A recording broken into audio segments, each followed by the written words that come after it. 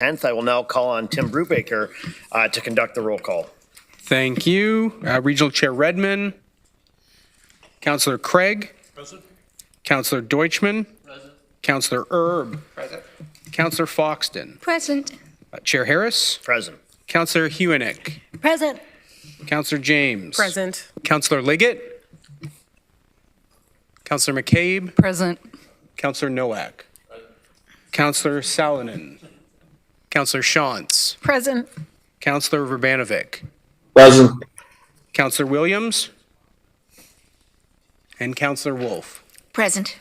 Thank you, Chair.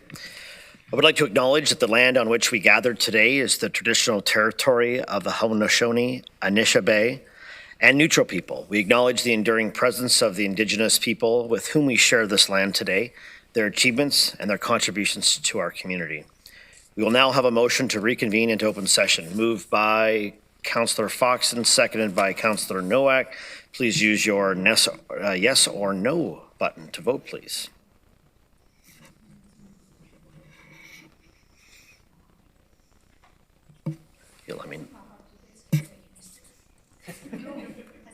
You'll let me know when they say.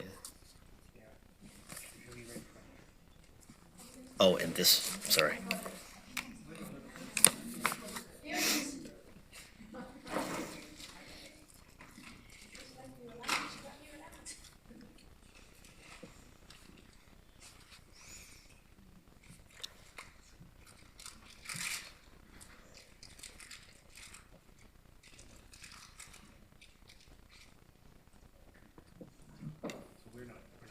We're carried.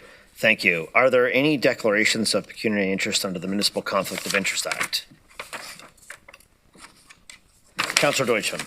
Yeah, thank you, Mr. Chair. So during the closed session that we just had, I declared a conflict of interest on two matters.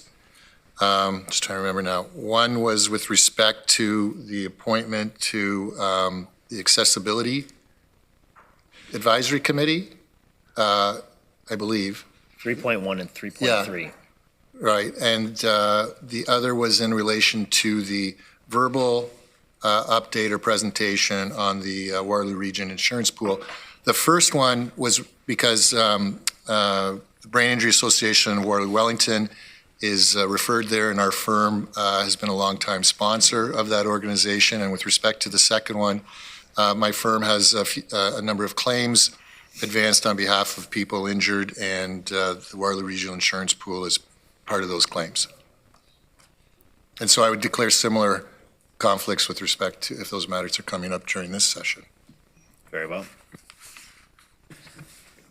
Through you, Chair Harris, I have a I would like to disclose, or I did disclose in our closed session, and non-pecuniary conflict of interest related to item 3.3 with the Grand River Advisory Accessibility Committee appointments, and item 4.1 in relation to the Love Your Neighborhood Communities report that was presented. Councillor Deutschmann. Yeah, and just to add, on behalf of Councillor James and myself, we both did vacate the room during the discussion of those matters. Excellent. Any other further declarations of pecuniary interest? Seeing none, there are no presentations, there are no delegations. Item 7, consent agenda. If you wish to remove an item from the consent agenda, please indicate so now, as we will not take questions on consent items unless items are requested to be moved to the regular agenda. The items listed on the consent agenda will be dealt with in one motion. Are there any items that you wish to have removed from the consent agenda? We will now vote to receive and approve the consent agenda. Moved by Councillor McCabe, seconded by Councillor Hewenick. Please use your yes or no button to vote in eScribe.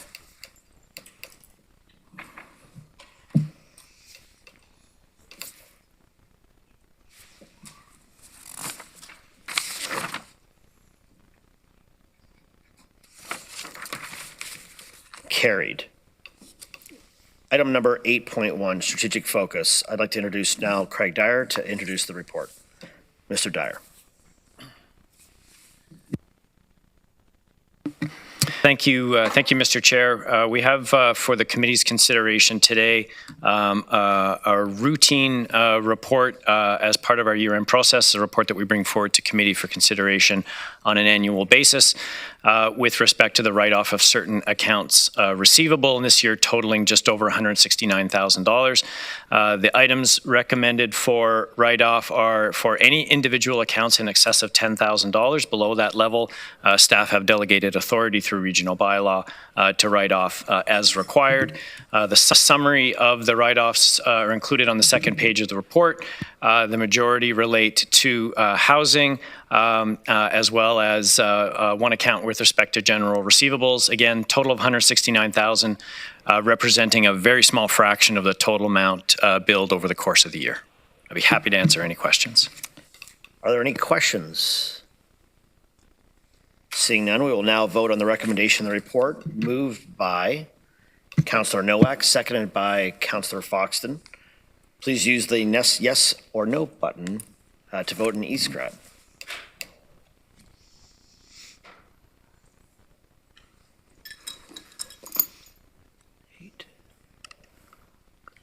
That is carried. Item 8.2, strategic focus, our people. I would like to call upon Commissioner of Human Resources and Citizen Service, Kim Bellissimo, to speak to this agenda item. Kim. Thank you, Chair. It's my pleasure today to provide an update on the work that is underway to ensure that the region is able to sustain a strong workforce now and moving into the future.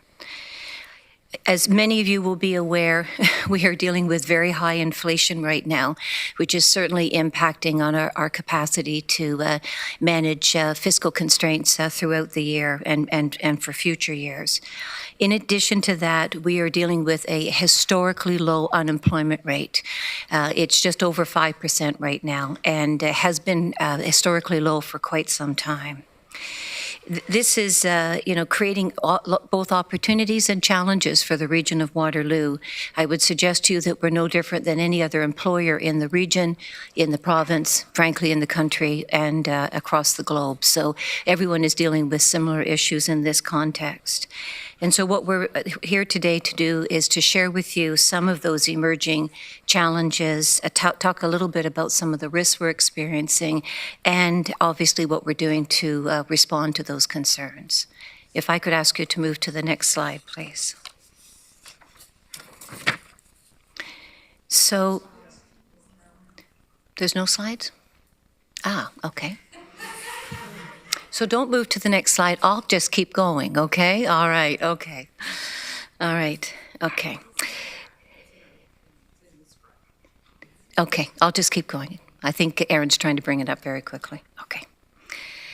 So right now, what we're experiencing, of course, is a very high inflation rate of 6.8% as of November of 2022.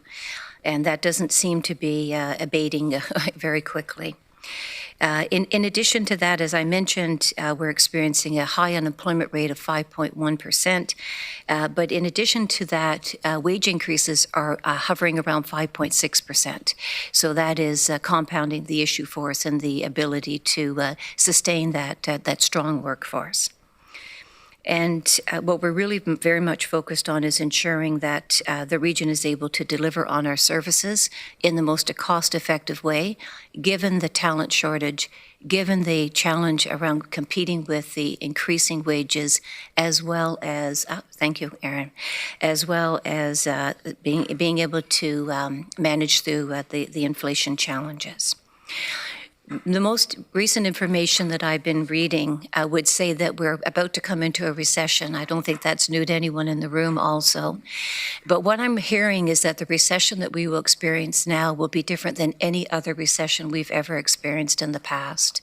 So typically what happens is inflation goes down, unemployment goes up, and things seem to balance themselves.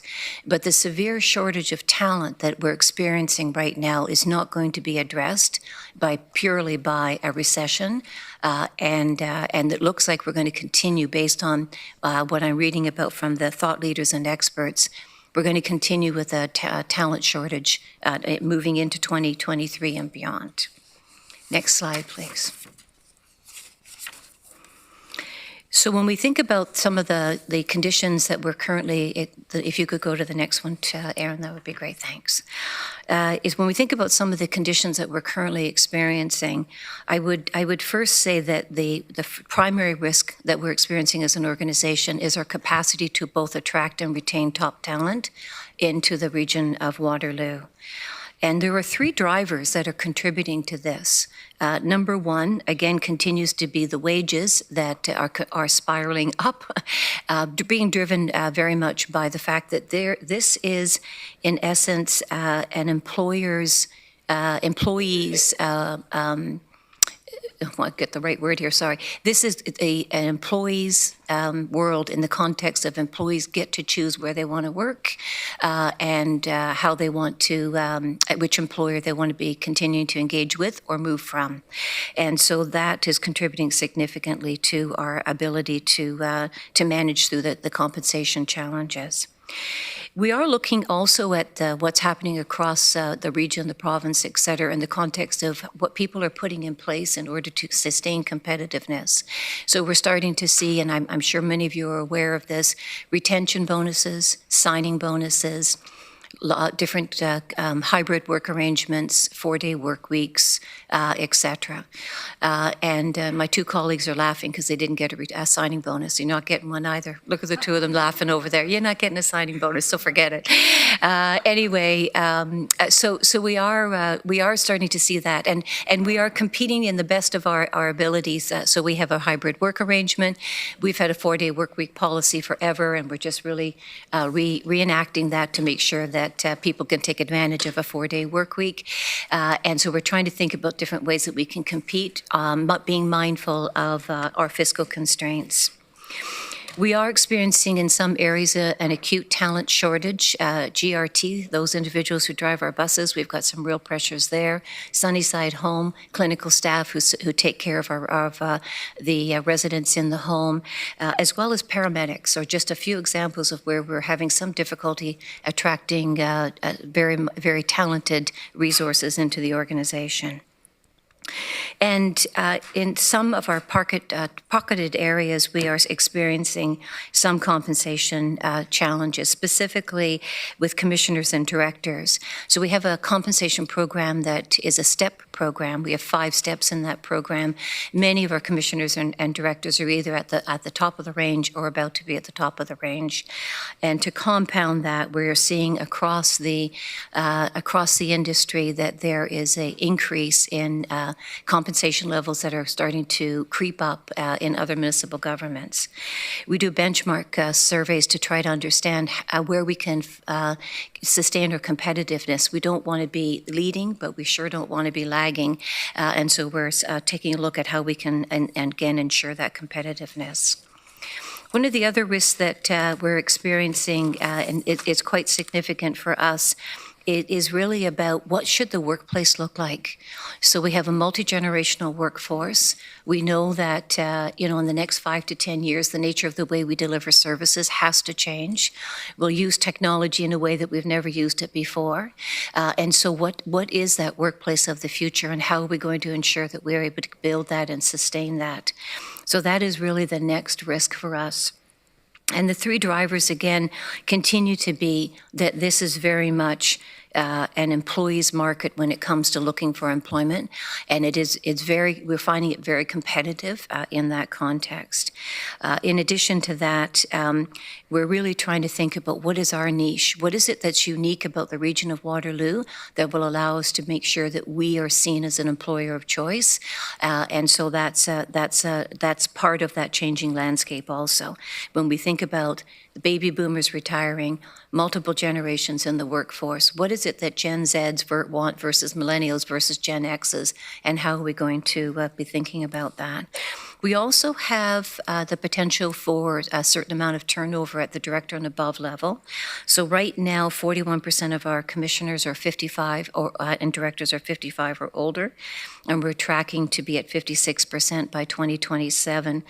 And that's higher than one of our benchmarks, and that's the federal government. They've got about 24% of their senior leadership cadre who are at 55 and older. So certainly something we need to be thinking about in the context of the complexity of the leadership role and sustaining the capacity to be an effective leader in that role. And then in addition to that, we know that the region is going to grow. We know in the next several years, there'll be about 300 new residents living in the region. There'll be about 178 new jobs created over the next 30 years. And we really do need to be thinking about what is that engaged, strong workforce that we are going to build right now that will allow us to deliver currently and into the future. And we have to recognize that everything is rapidly evolving, being driven by technological changes and based on also the interests of different generations. So those are sort of the two big risks that we're experiencing currently, and we've started to think about how we can respond to those risks. If I could, thank you. So one of them is to really take a look at how we are recruiting. So we are really thinking about how we can use social media in a very different way. We're thinking about how we brand this organization so we're seen as an employer of choice.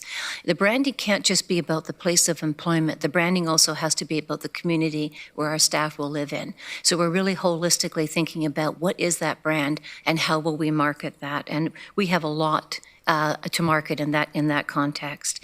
And we're trying to really make sure that we're able to improve the candidate experience, make quicker decisions, engage the candidate throughout the process, and even after the process if they're unsuccessful, because there could be future opportunities that they may be qualified for. Another area that we're focusing on is the employee value proposition, and that's much more than just the compensation. It's about your benefits, of course, but it's also about that value proposition in the context of what are the other programs and services that we can provide for you? What's the environment that we're creating for you that allows you to succeed? And so we're very much focused on that, again, monetary as well as non-monetary considerations. And the third area that we're focusing on is really helping people to grow their career at the region. We do know that a lot of people, the most recent study that I've read would say that most people are leaving because they can't have an opportunity to build and grow their career in their current place of employment. And so we're really thinking about what does that mean for us. We will be developing a comprehensive talent management program that will allow individuals to think about how they develop their career within the organization. We'll be looking at this in the context of how we will ensure that they get proper 360 assessments so they can enhance their people leadership skills. We'll look at how we're ensuring that the training programs that we develop for them are targeted to their career aspirations and ambitions. So that's very much the program that we'll be developing to start to sustain the talent that we have and encourage them to be engaged and productive, obviously, in our organization. On the next slide, there's a couple of other things that we're doing to respond to some of these challenges. Diversity, equity, inclusion, and belonging is a priority for us as an organization, and we're very much looking at how we understand the current makeup of the organization through a census report that you'll hear about in the not-too-distant future. In addition to that, we're looking at how we can skill up our leaders and staff so they better understand what DEIB really is and what their role is in creating a diverse and equitable environment that's bullying free, or it doesn't have bullying occurring in it, and it rewards and encourages inclusivity. And another area that we're focusing on is well-being. So obviously post the pandemic, we're well aware that we had a fair amount of burnout. There were issues around sustained resiliency or the ability to sustain your resiliency. And so we've really built a program that gets to not just physical health, but mental health, emotional health, etc.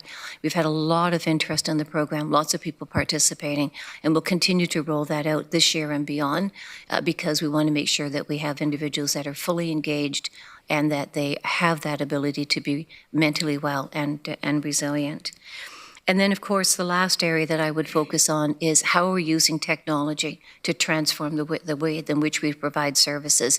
And as you are well aware, we will be implementing a enterprise human resource information system that will allow for self-serve at both the employee and the manager level and create the capacity for us to have better management of our HR talent as well as reporting capacity so we can better plan for the future.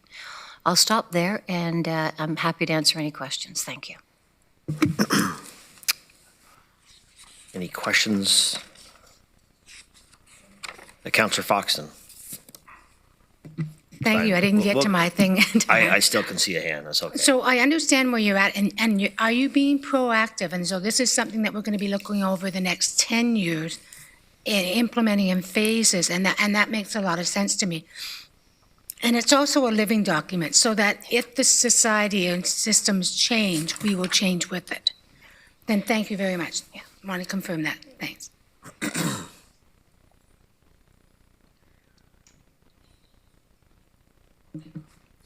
Oh, it was just a comment. I'm sorry. I was That waiting was for a it, yeah. response. She responded. She nodded. Councillor Erb. Thank you, Mr. Chair. I'm curious, the workplace has changed where people are working at home now 50% of the time, whatever. Is that a bargaining position when hiring employees? Do they want to know, can I work from home because of various situations 75% of the time? Where is that falling out with them employees? Through you, Chair, and thank you for the question. So we actually have about a third of our workforce that can take advantage of a hybrid work arrangement. We advertise for all of our opportunities where hybrid is available. And I will tell you that candidates tell us that they wouldn't even have applied if we hadn't advertised that it was a hybrid work arrangement. So absolutely, it is allowing us to attract greater talent in the context of creating that flexibility. We are hearing about employers reversing those decisions and having their staff come back 5 days a week, 4 days a week. And we're anxious to reach out to those employees and see if they'd like to come and work with us because they're going to leave where they're currently working.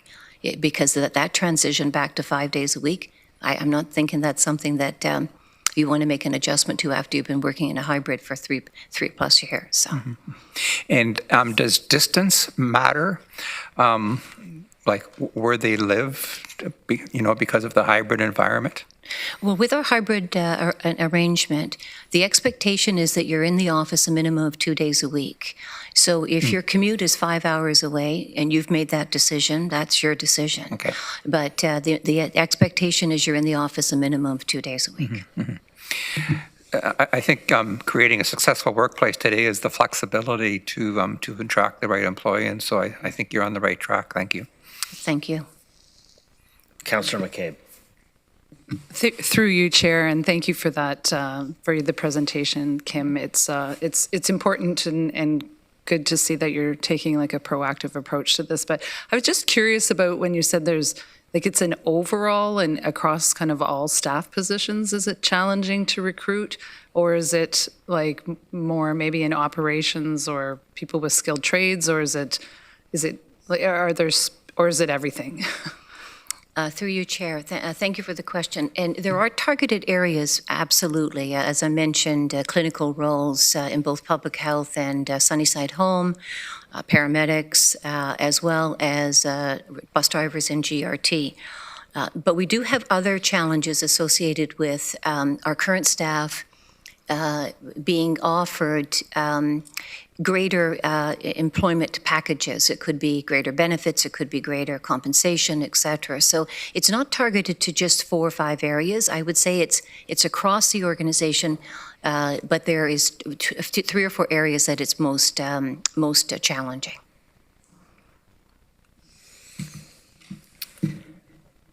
Thank you. I don't see any other questions. Oh, Councillor Craig. Well, the one thing that I noticed coming back to the region, which I thought was really positive, was the abundance of parking space downstairs. It's the first thing I noticed. So anyways, it's very positive. Thank you.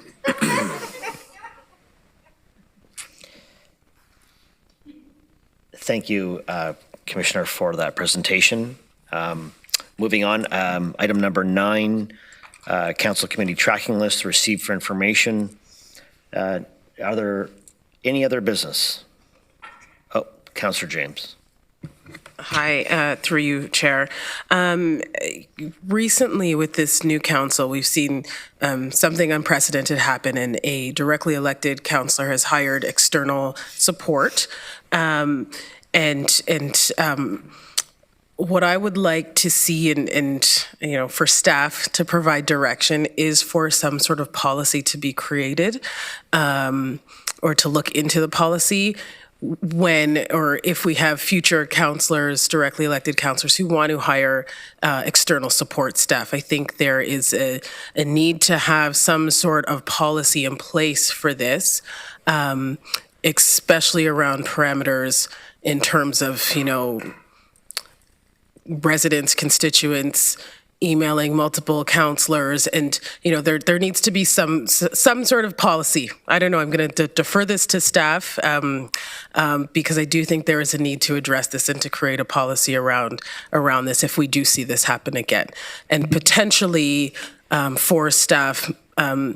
Looking into what are other area municipalities in terms of staff support, what that looks like for directly elected councillors.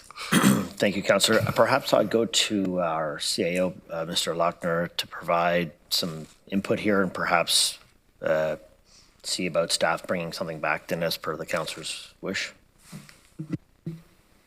Through you, Chair, could I get clarity on, again, this is a request to staff to look at what other municipalities do in terms of council support as well as... Yeah, so there's two things here. There is a policy, potential specific council policy for if a councillor does hire external support. Okay. There's something there because looking for, I'm trying to get my words here about this, but I think there's a need for staff to look into what part of a council policy, if a future councillor member wants to look into or wants to get their own support. The second portion of this is looking at what are the support systems that exist for councillors in other area municipalities? What is the ratio of staff to councillor support there? So kind of two things happening, but I think looking at some sort of policy parameters around if a councillor does want to, where's their line in terms of, you know, our support we have here versus an external support person. Okay.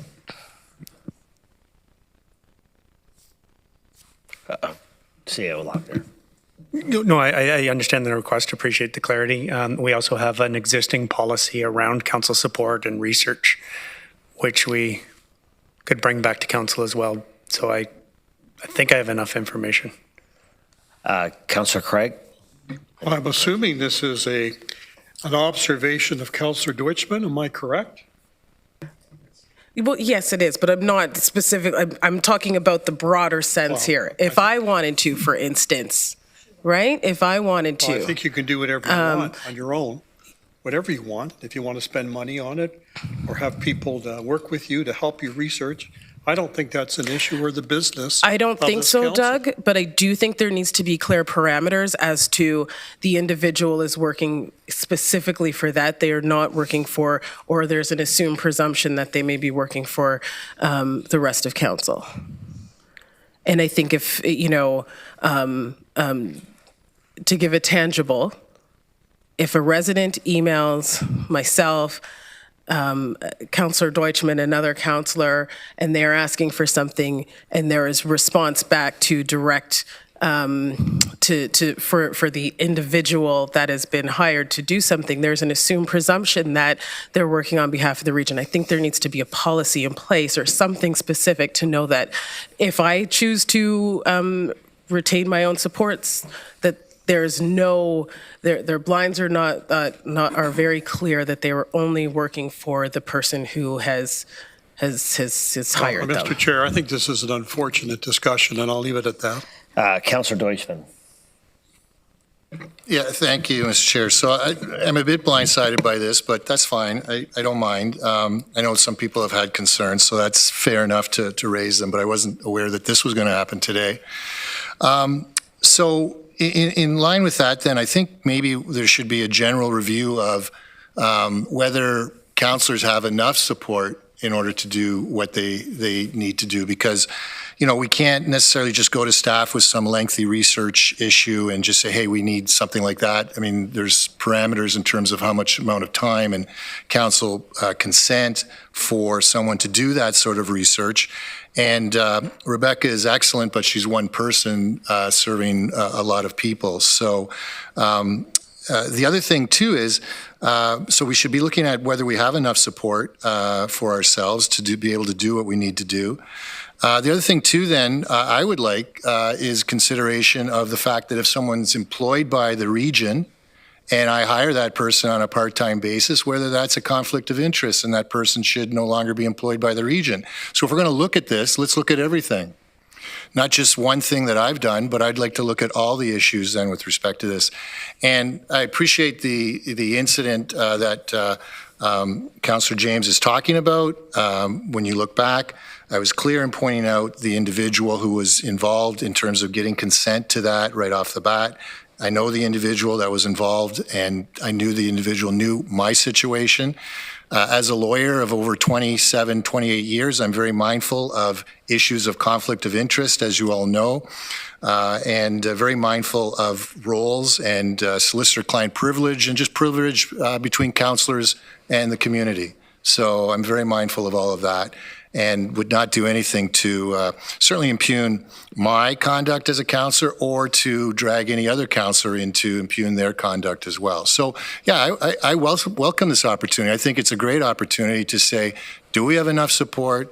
And if a councillor is going to do something innovative, like hire some of their own staff, what are the rules around that sort of thing? We don't have that right now, so it's fair enough to let's have that discussion. And I don't mind that at all. I'm more than happy to participate fully and transparently in that discussion.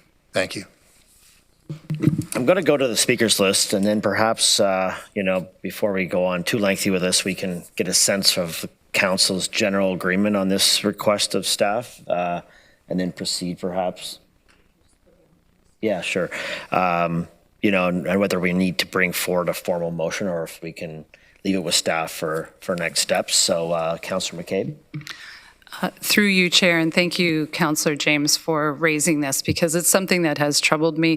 Councillor Deutschmann, with all respect, you can. I don't know. It's fair to say that Councillor James blindsided or anyone with this when, actually, it was a bit blindsiding when, like, if you wanted to, when we heard about what the direction you had taken and gone ahead and hired staff. I think it's certainly fair to say for me that was really quite a surprise. So I think that's where the surprise started, not today, with all due respect. But I would also say that I'm really troubled by it because I think we have Rebecca, but we also have our senior staff that are here in the room today, but then through them, their staff teams as well, who are here to help us with research or providing information and answers. So as I said previously to you, I'm really curious about why you decided to take that approach. I think it's really important that we develop some kind of really clear policy around this, because part of what really bothers me with this is the inequity of it. Right? Like, you have the wherewithal to hire some staff.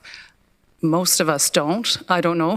Certainly I don't have that kind of financial wherewithal to do it. And I think that sets up a real inequity amongst and between councillors. And I'm really troubled by that. So I welcome the opportunity to discuss this further. And I think it's really important that we do so. Thank you, Councillor James. So, Councillor Huenick.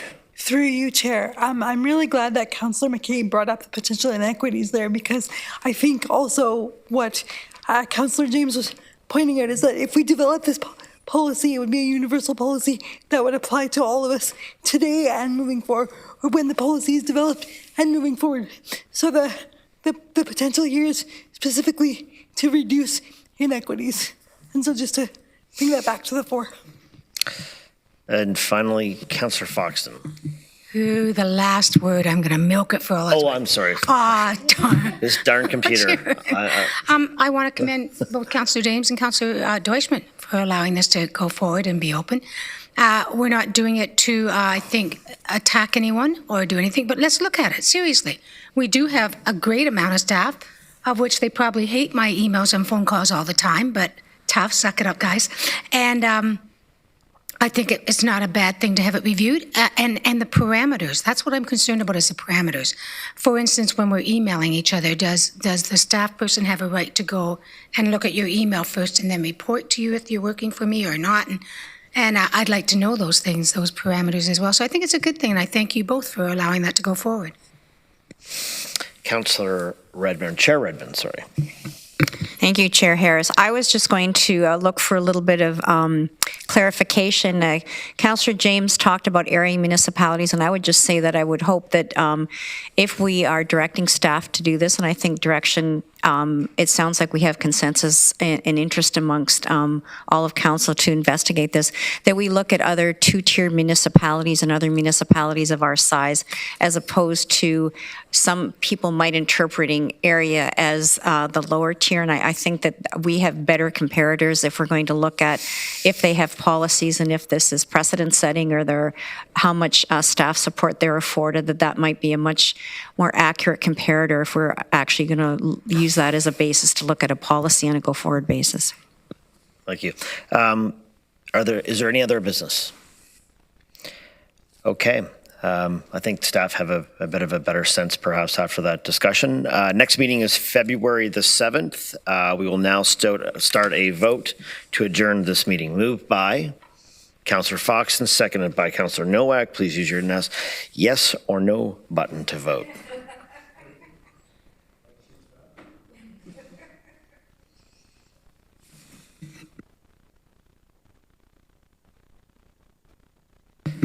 And that's carried. Thank you, everyone.